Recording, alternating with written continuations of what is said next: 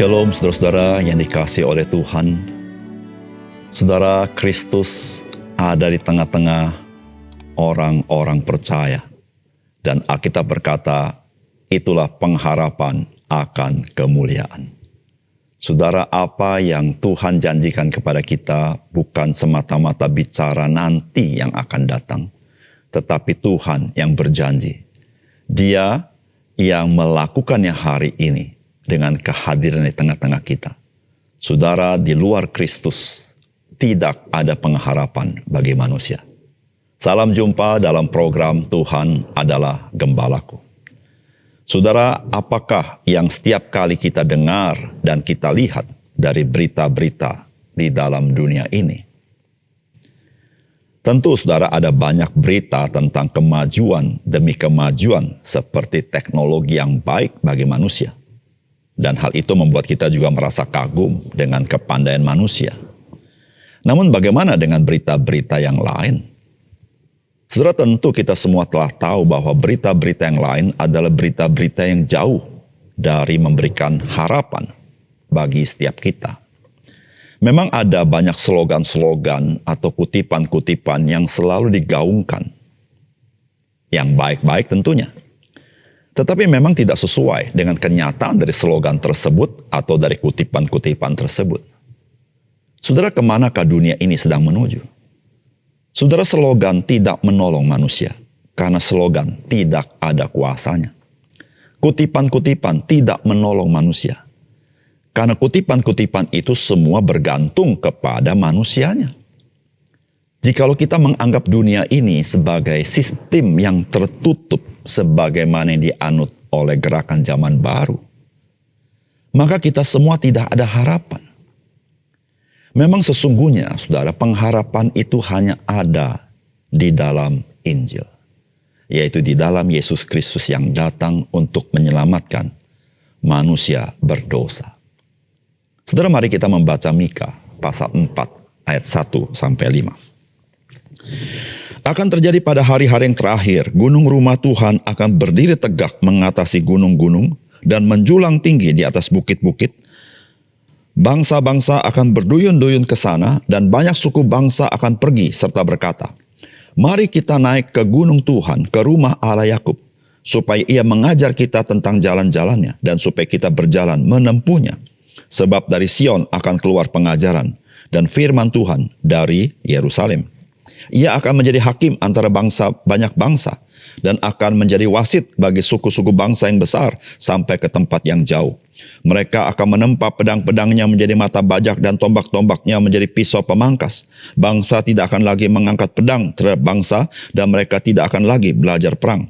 Tetapi mereka masing-masing akan duduk di bawah pohon anggurnya dan di bawah pohon aranya dengan tidak ada yang mengejutkan sebab mulut Tuhan semesta alam yang mengatakannya.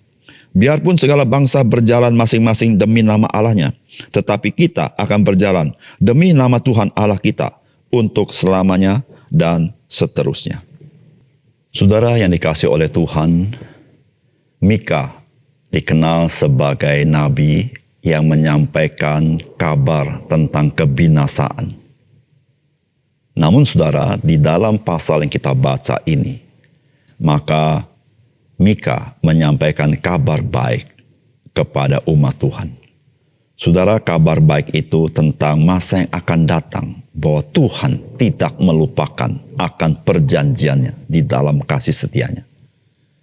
Yaitu janji yang agung dan besar, yaitu akan Mesias, yaitu Yesus Kristus yang akan datang itu. Dan bahwa keselamatan itu hanya ada di dalam Mesias dan tidak ada di dalam nama siapapun.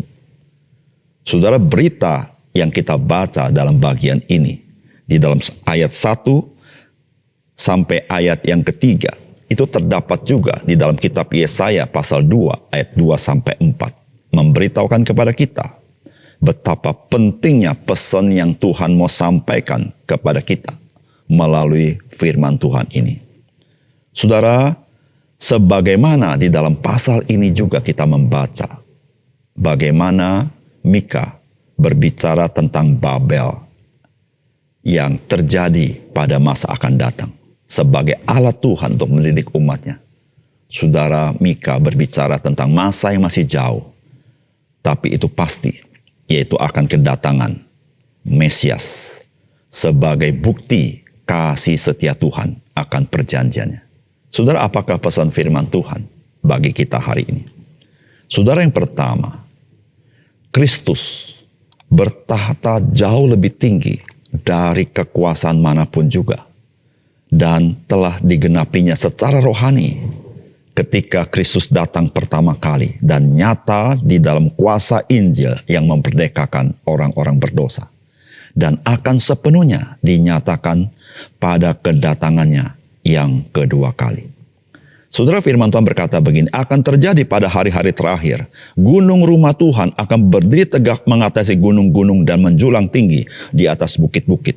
Bangsa-bangsa akan berduyun-duyun ke sana, dan banyak suku bangsa akan pergi serta berkata, mari kita naik ke gunung Tuhan, ke rumah Allah Yakub, supaya ia mengajar kita tentang jalan-jalannya, dan supaya kita berjalan menempuhnya, sebab dari Sion akan keluar pengajaran dan firman Tuhan dari Yerusalem. Saudara, firman Tuhan hari ini menyampaikan kepada kita kalimat seperti ini, akan terjadi pada hari-hari yang terakhir. Saudara, kalimat ini menunjuk kepada penggenapan akan kedatangan Mesias. Saudara, di situ Alkitab mengatakan gunung rumah Tuhan akan berdiri tegak mengatasi gunung-gunung dan menjulang tinggi di atas bukit-bukit.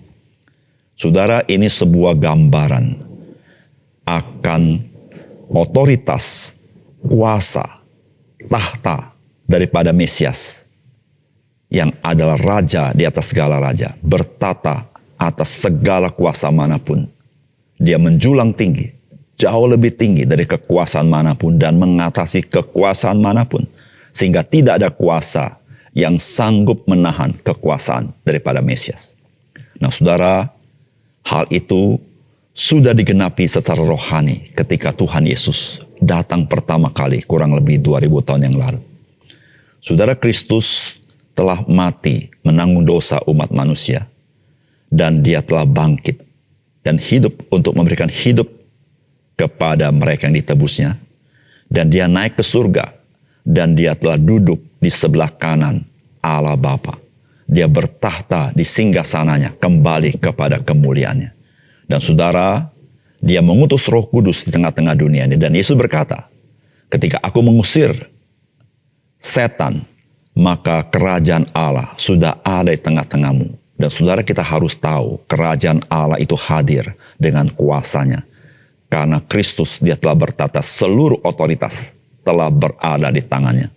Nah, saudara, kuasa dan otoritas Yesus Kristus pada saat ini yang kita alami adalah kuasa secara rohani. Peperangan kita bukan melawan darah dan daging. Peperangan kita adalah melawan roh-roh jahat yang di angkasa itu. Dan saudara, kita bisa menyaksikan bagaimana kuasa itu bekerja melepaskan orang daripada ikatan kuasa dosa, ikatan kuasa si jahat, bahkan ikatan keduniawian dan hawa nafsu. Melepaskan mereka, membawa mereka dari kegelapan kepada terang.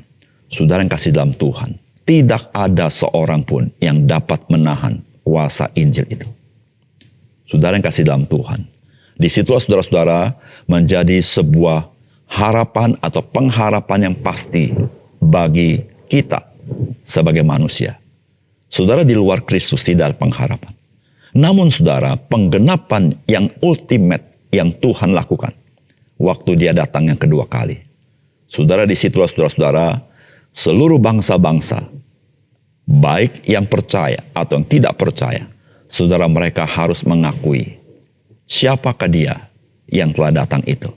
Siapakah Yesus Kristus yang hari ini mungkin orang tidak percaya kepada dia.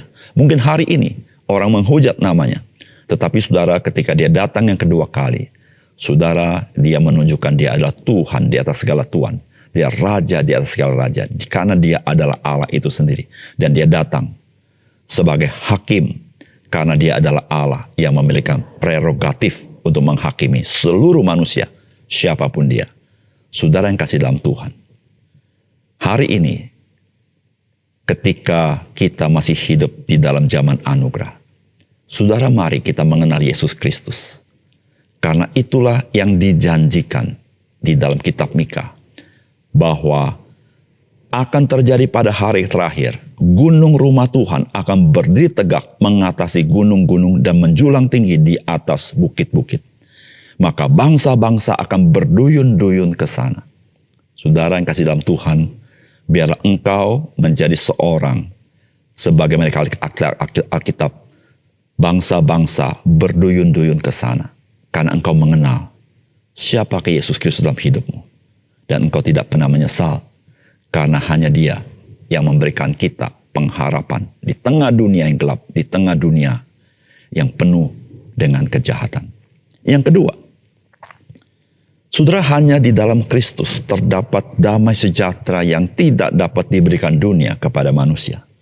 Saudara, firman Tuhan berkata begini, Ia akan menjadi hakim antara banyak bangsa dan akan menjadi wasit bagi suku-suku bangsa yang besar sampai ke tempat yang jauh. Mereka akan menempa pedang-pedangnya menjadi mata bajak dan tombak-tombaknya pisau pemangkas. Bangsa tidak akan lagi mengangkat pedang terhadap bangsa dan mereka tidak akan lagi belajar perang. Tetapi mereka masing-masing akan duduk di bawah pohon anggurnya dan di bawah pohon aranya dengan tidak ada yang mengejutkan. Sebab mulut Tuhan semesta alam yang mengatakannya. Saudara yang kasih dalam Tuhan, Mika berbicara tentang sesuatu yang masa akan datang, yang berbeda dengan apa yang terjadi pada masa Mika. Saudara, pada masa Mika, saudara-saudara, terjadi peperangan, di mana bangsa Israel tidak pernah mengalami damai sejahtera itu. Tapi satu kali nanti, Mika berkata, ada sebuah damai sejahtera yang melampaui kekuatan manusia. Ketika apa, saudara? Yaitu ketika Mesias itu datang. Saudara, Mesias itu datang dan Dia bertata di atas segala sesuatu. Saudara, di dalam kekuasaan Mesias itu, maka yang terjadi adalah damai sejahtera. Saudara, damai sejahtera bukan tergantung kepada situasi dan kondisi. Tetapi damai sejahtera tergantung siapa yang berkuasa, siapa yang mengatur, siapa yang berotoritas. Saudara, ketika Kristus yang berotoritas di dalam kehidupan manusia, maka di situ terjadi damai sejahtera. Oleh karena itu, saudara, firman Tuhan berkata, hendaklah damai sejahtera Kristus memerintah di dalam hatimu. Saudara yang kasih dalam Tuhan, tidak ada damai sejahtera yang sejati tanpa Kristus. Hanya Kristus yang bisa memberikan damai sejahtera. Karena damai sejahtera itu, saudara, bukan berbicara masalah yang di luar manusia, di luar diri manusia. Tetapi damai sejahtera itu berbicara sesuatu otoritas yang bertata di dalam hati manusia. Sehingga Dialah yang mengendalikan hidup manusia. Disitulah damai sejahtera muncul. Saudara, siapakah yang bisa mengendalikan hati manusia? Saudara, tidak ada seorang pun. Tetapi ketika seorang mengenal Yesus Kristus, maka Kristus bertahta dalam hatinya. Dan ketika Kristus bertahta dalam hatinya, maka damai sejahtera dia alami dalam hidupnya. Saudara yang dikasihi oleh Tuhan, kita bersyukur karena kita mengenal Kristus. Saudara, ketika kita mengenal Kristus, apapun yang terjadi di dunia ini, saudara, orang-orang percaya hidup di dalam damai sejahtera. Maka Alkitab berkata apa? Dikatakan bahwa mereka masing-masing akan duduk di bawah pohon anggurnya dan di bawah pohon aranya dengan tidak ada yang mengejutkan, sebab mulut Tuhan semesta alam yang mengatakannya. Saudara, mereka memiliki damai sejahtera yang melampaui segala sesuatu. Kenapa? Karena Kristus ada di dalam hati mereka. Oleh karena itu, saudara yang kasih dalam Tuhan, hidupmu tidak pernah akan mengalami damai sejahtera jika engkau bergantung dengan situasi dan kondisi. Karena situasi dan kondisi selalu berubah, tidak dapat diandalkan. Engkau tidak pernah akan damai sejahtera jika engkau bergantung kepada manusia. Karena manusia selalu berubah dan manusia tidak punya kuasa dan otoritas yang mutlak. Hanya satu-satunya engkau mengalami damai sejahtera ketika engkau menggantungkan hidupmu kepada Yesus Kristus. Karena Dia adalah Allah yang berkuasa. Karena Dia adalah penebus dan juru selamat. Dan Dia adalah Mesias, Raja di atas segala raja. Maka tidak heran Alkitab berkata apa? Alkitab berkata Dia adalah Raja damai. Mari saudara, serahkan hidupmu kepada Tuhan Yesus. Maka engkau akan mengalami kelimpahan damai sejahtera Tuhan. Mari kita berdoa. Bapa surga, terima kasih untuk kebenaran firman-Mu.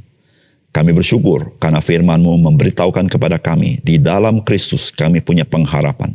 Dan pengharapan itu pasti, karena Engkau adalah Raja di atas segala Raja, Tuhan di atas segala Tuan.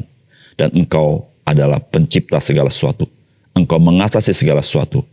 Dan ketika Engkau berotoritas atas kami mengalami damai sejahtera Tuhan. Tuhan tolong kami, supaya kami senantiasa berteduh di bawah kepak sayap-Mu, sehingga kami mengalami damai sejahtera yang berlimpah daripada Tuhan. Terima kasih Tuhan. Dalam nama Tuhan Yesus kami berdoa. Amin.